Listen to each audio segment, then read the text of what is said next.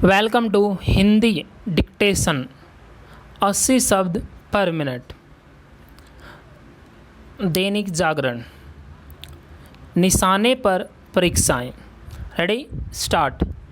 IIT और medical कॉलेजों में प्रवेश के लिए राष्ट्रीय स्तर पर होने वाली परीक्षाओं जेईई और नीट को लेकर जैसी संकीर्ण राजनीति का परिचय दिया जा रहा है वह दुर्भाग्यपूर्ण है।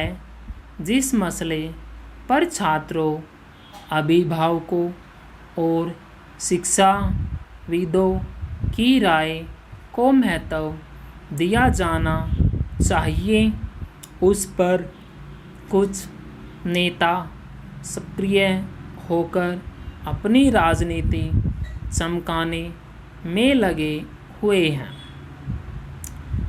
इन परीक्षाओं को लेकर किस तरह सुधर राजनीति हो रही है, इसका पता उस विरोध प्रदर्शन से चलता है जिसका आयोजन युवा कांग्रेस ने दिल्ली में किया। क्या यह हास्यास्पद नहीं कि कांग्रेस के युवा तो विरोध प्रदर्शन के लिए सड़कों पर जमा हो सकते हैं, लेकिन इंजीनियरिंग और मेडिकल परीक्षा की तैयारी कर रहे छात्र जरूरी सावधानी बरतते हुए परीक्षा नहीं दे सकते। निसंदेह कोरोना वायरस के संक्रमण का खतरा अभी टला नहीं है, लेकिन यदि सतर्कता बरतते हुए हवाई एवं रेल यात्रा संभव है और विधानसभाओं के सत्र आयोजित हो सकते हैं, तो फिर परीक्षाएं क्यों नहीं हो सकती। कुछ राजनीतिक दलों की ओर से यह जो माहौल बनाया जा रहा है कि सरकार कोरोना संक्रमण के इस दौर में छात्रों की सेहत की चिंता करने को तैयार नहीं, वह एक किस्म की राजनीतिक शरारत ही है। आखिर कोई भी सरकार बेवजह छात्रों को परेशानी में डालने का काम क्यों करेगी। इससे उसे क्या हासिल होगा। जब शिक्षाविद यह कह रहे हैं कि परीक्षाओं को और टालने से छात्रों का पूरा एक वर्ष बर्बाद हो सकता है, तो उस पर गौर किया जाना चाहिए।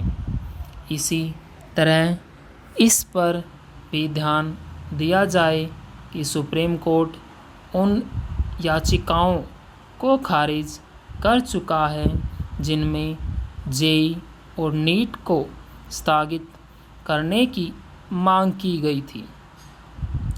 सुप्रीम कोर्ट इस नतीजे पर पहुंचा था कि ये परीक्षाएं फिर से स्थगित करने से लाखों छात्रों को अपने कैरियर को एक साल गंवाना पड़ सकता है।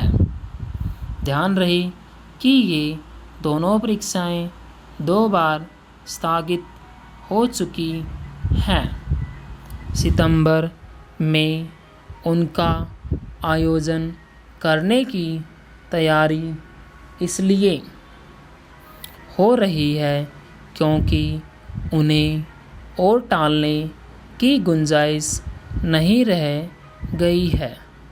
यह ठीक नहीं कि वस्तुस्थिति को समझने के बजाय कुछ लोग यह साबित करने के लिए अतिरिक्त मेहनत कर रहे हैं कि मौजूदा माहौल में परीक्षाओं का आयोजन करना छात्रों के भविष्य से खिलवाड़ है।